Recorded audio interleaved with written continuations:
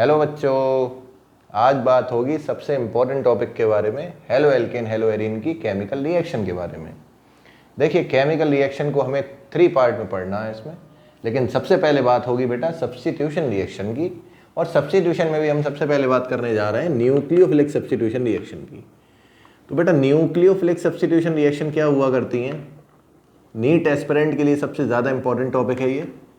तो nucleophilic reaction या nucleophilic substitution reaction में हम क्या करा करते हैं? सबसे पहले बात होगी न्यूक्लियोफिलिक सब्स्टिट्यूशन रिएक्शन की। बेटा इस रिएक्शन में एक न्यूक्लियोफाइल दूसरे को सब्स्टिट्यूट करेगा। मैं एक अल्काइल हैलाइड ले रहा हूँ RX, और RX की रिएक्शन एक न्यूक्लियोफाइल के साथ हुआ करती है। न्यूक्लियोफाइल सबको पता है ना, nucleophile are electron rich species which has a tendency to donate electron. तो यहाँ पर बेटा न्यूक्लियोफाइल कुछ भी हो सकता है। मैं न्यूक्लियोफाइल OH नेगेटिव भी ले सकता हूँ। तो जब आप किसी न्यूक्लियोफाइल की रिएक्शन एल्काइल हैलाइड के साथ कराएंगे तो ये इसको सब्स्टिट्यूट करा देगा, यानी R के साथ बेटा NU आ जाएगा यानी न्यूक्लियोफाइल, और X जो है लिविंग ग्रुप की तरह काम किया करता है। क्लियर है ना? न्यूक्लियोफिलिक सब्स्टिट्यूशन रिएक्शन में क्या हुआ करता है? सबसे पहले एक न्यूक्लियोफाइल दूसरे को सब्स्टिट्यूट कराएगा। तो बेटा किस तरीके से सब्स्टिट्यूट कराएगा? क्योंकि न्यूक्लियोफाइल की टेंडेंसी है, काफ़ी स्ट्रॉन्ग टेंडेंसी है कि वो इसको हैलाइड ग्रुप को रिप्लेस कर सकता है। तो न्यूक्लियोफाइल ने X ग्रुप को रिप्लेस कर दिया, हटा दिया, रिप्लेस कर दिया, उसके बाद न्यूक्लियोफाइल आ जाएगा। तो न्यूक्लियोफिलिक सब्स्टिट्यूशन रिएक्शन बेटा 2 टाइप्स की हुआ करती हैं। सबसे पहले बात होने वाली है SN1 रिएक्शन की। बेटा SN1 रिएक्शन की फुल फॉर्म जो होती है वो होती है आपकी substitution nucleophilic of unimolecular reaction. क्या हुआ करती है बेटा? Substitution nucleophilic of unimolecular. और दूसरी हुआ करती है बेटा बायमोलिकुलर। क्या हुआ करती है? बायोमोलिकुलर। तो substitution nucleophilic of unimolecular means बेटा SN1 रिएक्शन हुआ करती है। ये इसकी फुल फॉर्म है। बेटा एक बात सबसे पहली इंपॉर्टेंट बात ये है कि SN1 रिएक्शन में हमें कैसा हैलाइड लेना है? हमेशा 3 डिग्री लेना है। कैसा लेना है बेटा? 3 डिग्री। अगर आप 3 डिग्री एल्काइल हैलाइड की रिएक्शन किसी न्यूक्लियोफाइल के साथ कराएंगे तो बेटा यहाँ पर सब्स्टिट्यूशन होगा। सब्स्टिट्यूशन क्या होगा? एक न्यूक्लियोफाइल दूसरे को सब्स्टिट्यूट करा देगा, यानी यहाँ पर OH ग्रुप बेटा आ जाएगा और Cl ग्रुप लिविंग ग्रुप की तरह काम करेगा। तो यहाँ पर क्या होने वाला है हमारे साथ? मैं एक बेसिक रिएक्शन बता रहा हूँ आपको अभी, और फिर मैं इसको डिटेल में एलैबोरेट कर दूंगा। तो बेटा यहाँ पर हमारा CH3 यानी टर्शरी ब्यूटाइल क्लोराइड की रिएक्शन हमने OH के साथ कराई है। OH आ जाएगा बेटा, Cl लिविंग ग्रुप की तरह काम करेगा। तो इस बात को हमें ध्यान रखना है कि यहाँ पर क्या होने जा रहा है, इस बात को समझना पड़ेगा हमें। बहुत ही इंपॉर्टेंट तरीके से मैकेनिज्म देखते हैं इसका। एक बात ध्यान रखनी है हमें कि बेटा 3 डिग्री एल्काइल हैलाइड जब आप लेंगे तो बेटा 3 डिग्री एल्काइल हैलाइड में पहले स्टेप के अंदर यहाँ पर ब्रेकेज हुआ करता है। क्या होगा? ब्रेकेज। जब ब्रेकेज होगा बेटा तो Cl पर नेगेटिव चार्ज आ जाएगा और यहाँ पर क्या बनेगा? कार्बोकैटाइन। क्या बनेगा? कार्बोकैटाइन। क्योंकि एक बॉन्ड का जब क्लीवेज होगा तो Cl पर नेगेटिव चार्ज और कार्बन पर पॉजिटिव चार्ज। तो बेटा SN1 रिएक्शन में क्या बना करता है? पहला क्वेश्चन आपसे पूछा जा सकता है, SN1 रिएक्शन में बेटा 3 डिग्री कार्बोकैटाइन बना करता है या कार्बोकैटाइन बनेगा। 3 डिग्री कार्बोकैटाइन ऑलवेज स्टेबल, हमेशा स्टेबल होगा। मैकेनिज्म के स्टेप नंबर 2 पर जब हम जाएंगे तो बेटा 3 डिग्री एल्काइल हैलाइड तो हमने ले जाता जिसके साथ क्लीवेज हुआ था। Cl जो है वो ब्रेकेज हो गया है। Cl का जब ब्रेकेज हुआ है यहाँ पर तो Cl पर बेटा नेगेटिव चार्ज और कार्बन पर यहाँ पर पॉजिटिव चार्ज। कार्बोकैटाइन क्या होते हैं बच्चे? जिसके कार्बन के सेंटर पर प्लस चार्ज होता है उसे कहते हैं कार्बोकैटाइन। और इस कार्बोकैटाइन पर अगर कोई न्यूक्लियोफाइल अटैक कर सकता है ना, तो इस बात को तो आपको ध्यान रखना पड़ेगा कि न्यूक्लियोफाइल के अटैक करने की जो प्रोबेबिलिटी है बेटा वो फ्रंट साइड से भी है, बैक साइड से भी है। अगर मान लो किसी का घर सेंटर पे आता है, अगर कोई पर्सन लेफ्ट से आए या राइट से आए बराबर बैठेगा ना, तो वही हिसाब यहाँ पर है बेटा। 3 डिग्री कार्बोकैटाइन में आपका जो न्यूक्लियोफाइल के अटैक करने की प्रोबेबिलिटी है वो फ्रंट साइड से भी उतनी है और बैक साइड से भी उतनी है।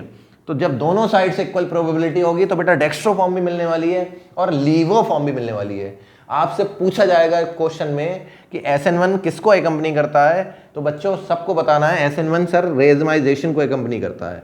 बच्चों रेजमाइजेशन क्या होता है बेटा? रेजमाइजेशन वो प्रोसेस होती है जिसमें 50% डेक्स्ट्रो और 50% लीवो फॉर्म हुआ करती है, यानी डेक्स्ट्रो फॉर्म भी मिलेगी और लीवो फॉर्म भी मिलेगी, वो भी इक्वल रेशियो में मिलेगी, तब उसको हम कहते हैं रेजमाइजेशन। तो SN1 में ध्यान रखना है बच्चों की SN1 में क्या हुआ करता है? रेजमाइजेशन। रेजमाइजेशन में क्या होती है? इक्वल प्रोबेबिलिटी होती है अटैक करने की। तो यहाँ पर जब आप अटैक कराएंगे तो उसके बाद आपको क्या मिलेगा? ये अल्कोहल मिल जाएगा। तो इस बात को ध्यान रखना है बेटा। सबसे इंपॉर्टेंट बात 3 इंपॉर्टेंट बातें मैं आपको बताने जा रहा हूं जो आपको कहीं नहीं मिलेंगी, यहीं पर ही मिलेंगी। सबसे इंपॉर्टेंट बात यह है कि बेटा SN1 रिएक्शन, SN1 रिएक्शन का मतलब क्या होता है? Substitution nucleophilic of unimolecular. हमेशा SN1 में बेटा कौन सा हैलाइड रिएक्टिव हुआ करते हैं? 3 डिग्री, उसके बाद 2 डिग्री, उसके बाद 1 डिग्री। यानी कि एल्काइल हैलाइड जो हमारा रिएक्टिविटी ऑर्डर फॉलो करेगा वो कौन सा करेगा बच्चों? पहले आएंगे 3 डिग्री, फिर आएंगे 2 डिग्री, फिर आएंगे 1 डिग्री। बेटा क्यों आएंगे 3 डिग्री? क्योंकि 3 डिग्री कार्बोकैटायन स्टेबल होता है। उसके बाद बच्चों कौन सा कार्बोकैटायन स्टेबल होगा? 2 डिग्री। उसके बाद कौन सा होगा? 1 डिग्री। तो SN1 में बेटा सबसे ज्यादा इंपॉर्टेंट बात क्या याद रखनी है कि रिएक्टिविटी ऑर्डर क्या हुआ करता है। रिएक्टिविटी ऑर्डर में सबसे ज्यादा रिएक्टिव कौन आएगा? 3 डिग्री, 3 के बाद आएगा 2, 2 के बाद आएगा 1। और उसके बाद हमें यह भी ध्यान रखना है इट इज एकम्पनीड बाई, बेटा ये किस प्रोसेस को एकम्पनीड करता है? स्टीरियोकेमिकल एस्पेक्ट की बात की जाए तो ये रेजमाइजेशन को एकम्पनी करता है, क्योंकि यहां पर डेक्स्ट्रो और लीवो दोनों मिलने के चांसेस हैं। बेटा बच्चों अगर OH लेफ्ट साइड से अटैक कर सकता है और राइट से भी अटैक कर सकता है, डेक्स्ट्रो भी मिल सकती है, लीवो भी मिल सकती है, दोनों की इक्वल प्रोबेबिलिटी है। इस बात को हमें स्पेशली ध्यान रखना है बच्चों की SN1 is accompanied by racemisation, it will come in stereochemical aspect. Stereochemical aspect में SN1 रेजमाइजेशन को फॉलो किया करता है। ये बात सबको समझ में आ गई ना कि बेटा 3 डिग्री वाला क्यों रिएक्टिव है? क्योंकि 3 डिग्री एल्काइल हैलाइड इसलिए रिएक्टिव है क्योंकि 3 डिग्री कार्बोकैटायन स्टेबल होता है, और SN1 में वही रिएक्टिव हुआ करता है जो होता है स्टेबल।